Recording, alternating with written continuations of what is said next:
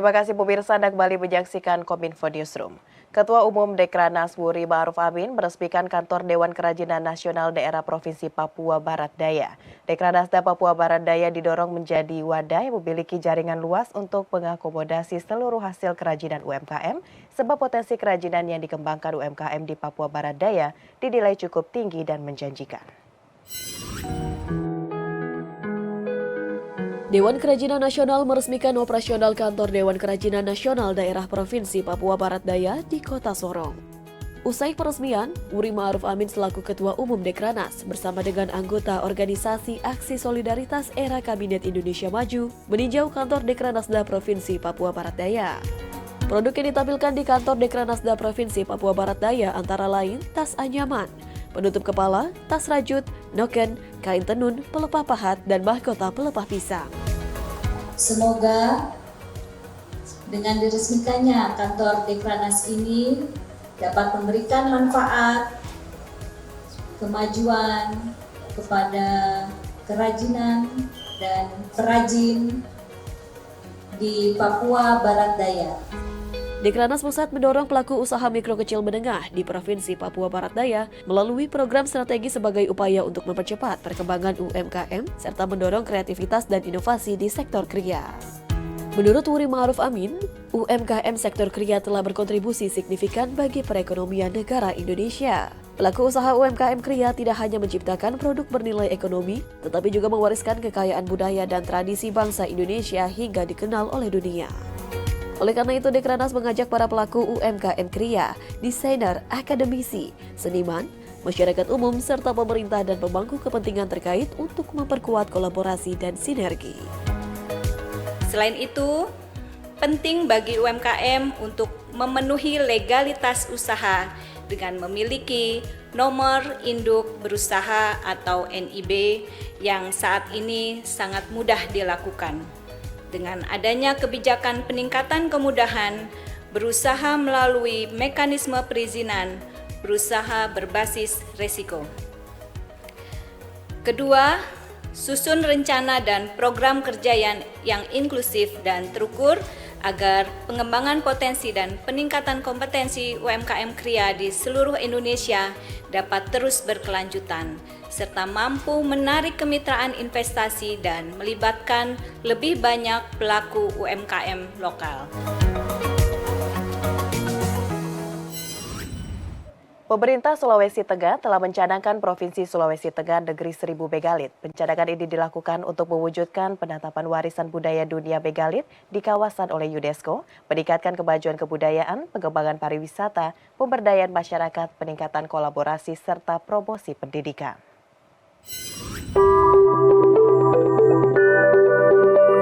Pemerintah Provinsi Sulawesi Tengah pada Selasa 10 Oktober 2023 telah mencanangkan Provinsi Sulawesi Tengah Negeri 1000 Megalit. Pencanangan yang dilakukan langsung oleh Gubernur Sulawesi Tengah Rusdi Mastura ini digelar di kawasan Situs Palindo, CP Desa Kolori, Kecamatan Lore Barat, Kabupaten Poso.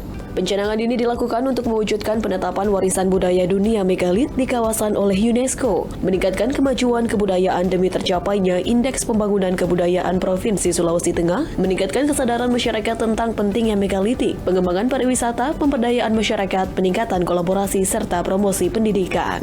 Potensi tinggalan arkeologis di kawasan cagar budaya Lore Lindu diidentifikasi sebanyak 2007 buah yang terdiri dari 26 jenis artefak yang tersebar di 118 situs yang berada di 4 kawasan berbeda, yakni di kawasan Lembah Bada terdapat 35 situs, Lembah Besoa 32 situs, Lembah Napu 29 situs, Lembah Palu dan Danau Lindu sebanyak 22 situs. Tinggalan arkeologis terbanyak ditemukan di Lembah Besoa sebanyak 825 buah, kemudian Lembah Napu sebanyak 752 buah, Lembah Palu dan Lindu 244 buah, serta Lembah Bada sebanyak 186 buah. Gubernur Sulawesi Tengah Rusdi Mastura dalam sambutannya mengatakan sangat bahagia dengan adanya pencanangan Sulawesi Tengah Negeri 1000 Megalit dikarenakan ini menjadi momentum besar untuk mendeklarasikan keberadaan megalit yang ada di Sulawesi Tengah ke panggung dunia. Rusdi juga meminta agar pasca pencanangan ini sektor kepariwisataan segera melaksanakan program pembinaan kepada masyarakat untuk homestay untuk mendukung kunjungan wisata ke situs megalit yang ada di Lembah Bada.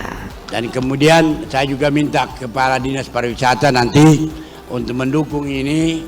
Saya bilang ya ada warung-warung atau rumah-rumah penduduk di satu kamarnya betul-betul standar hotel, ya hotel 300 lah, hotel kelas ini untuk bisa dan sekaligus membantu rakyat untuk mendapatkan sewa-sewa dari kamar-kamar yang kita sumbangkan untuk rakyat ini. Ya barangkali satu rumah satu kamar yang bagus dia pelihara sehingga datang turis nanti kalau sudah jalan bagus atau datang ke sini sehingga bisa menyewa rumah-rumah penduduk. Bupati Poso, Verna Gladys mengatakan, pencanangan Sulawesi Tengah Negeri 1000 Megalit bukanlah sekedar acara seremonial belaka, akan tetapi lebih dimaknai sebagai sebuah penghargaan atas tinggalan arkeologi yang syarat makna untuk dijaga, dirawat, dan dilestarikan, serta untuk menjadi bukti produk kebudayaan di negeri ini. Ia juga mengajak seluruh masyarakat di 3 lembah Tampolore untuk bersama-sama menjaga dan melestarikan seluruh tinggalan arkeolog megalit ini agar segera ditetapkan menjadi warisan dunia oleh UNESCO. Dengan dicanangkannya Negeri 1000 Megalit, kita membuka pintu bagi wisatawan untuk menjelajahi kekayaan alam dan budaya yang dimiliki oleh Sulawesi Tengah, khususnya Kabupaten Poso. Dengan mempromosikan potensi megalit ini, kita bisa membuka peluang baru untuk sektor pariwisata, bisa menciptakan lapangan kerja, dan meningkatkan kesejahteraan masyarakat setempat. Beralih ke informasi lainnya pemirsa, Exhibition Startup Blue Business Summit menjadi salah satu rangkaian side event yang disajikan dalam agenda KTT AIS Forum 2023. Dengan menghadirkan 100 lebih inovator dari 17 negara yang tergabung, kegiatan ini menjadi upaya pemerintah Indonesia dalam mempertemukan pelaku ekonomi biru dengan para investor dari negara pulau dan kepulauan yang hadir.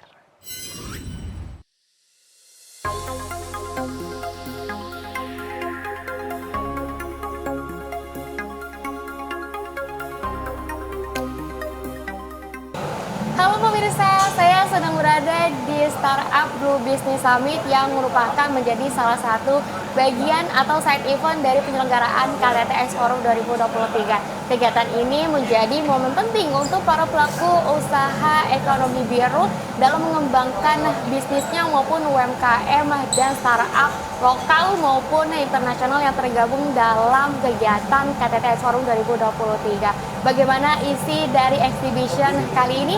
Yuk ikuti saya.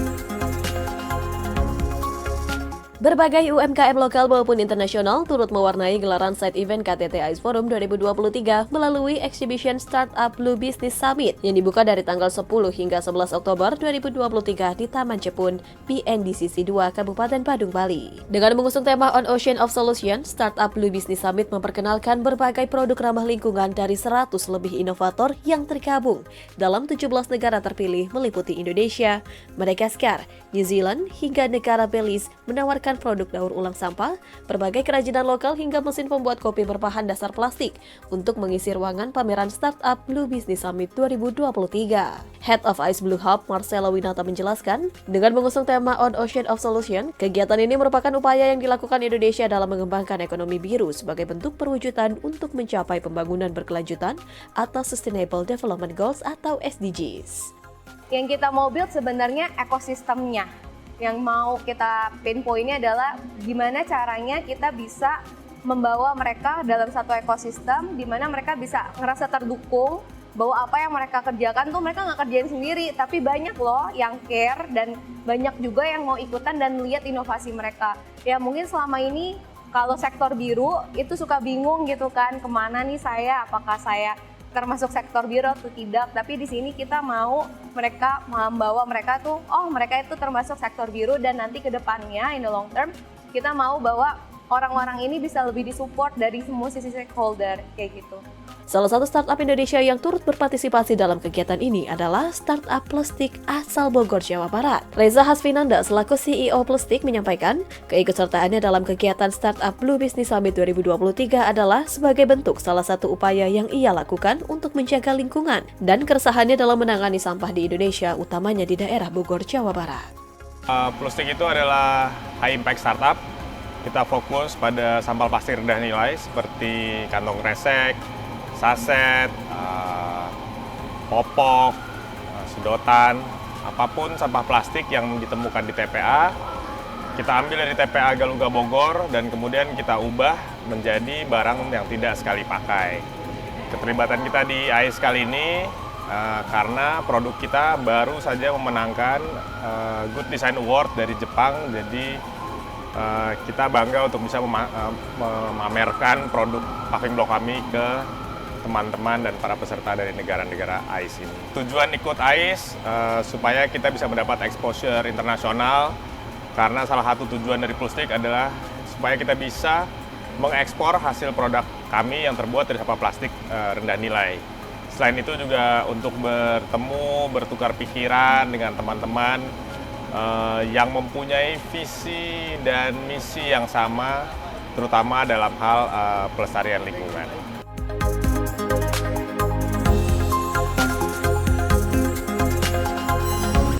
Pemirsa, Indonesia tidak pernah gagal memukau tamu negara dalam setiap gelaran internasional, begitupun dengan KTT AIS Forum 2023.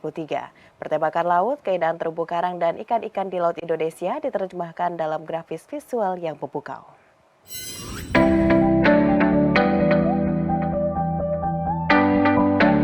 Indonesia dalam 2 tahun terakhir secara runut menjadi tuan rumah gelaran pertemuan tingkat tinggi, mulai dari gelaran GPDRR atau gelaran mitigasi dan pengurangan risiko bencana, KTT G20, KTT ASEAN Labuan Bajo, KTT ASEAN Jakarta, dan KTT Archipelagic and Island State Forum 2023. Pertemuan tersebut memiliki tujuan yang berbeda namun memiliki satu kesamaan, yakni sajian visual grafis yang diambil temanya dari kekayaan budaya dan alam Indonesia. Jika di KTT G20 menampilkan video mapping di GWK, KTT ASEAN Jakarta menampilkan hutan tropis dan video mapping. Kali ini di KTT AIS Forum, Indonesia menghadirkan Laut Digital di Bali Nusa Dua Convention Center, Nusa Dua, Bali. Laut Digital ditampilkan dalam layar LED sepanjang 80 meter dengan tinggi 6 meter. Visual grafis Laut Digital menampilkan keindahan terumbu karang dan ikan-ikan yang hidup di perairan Indonesia seperti hiu paus, ikan Napoleon, barakuda, dan jenis ikan yang lainnya. Tampilan Laut Digital ini membuat nuansa venue terasa begitu megah dan mewah. Tidak heran, area ini menjadi spot foto paling favorit bagi para tamu dan juga delegasi.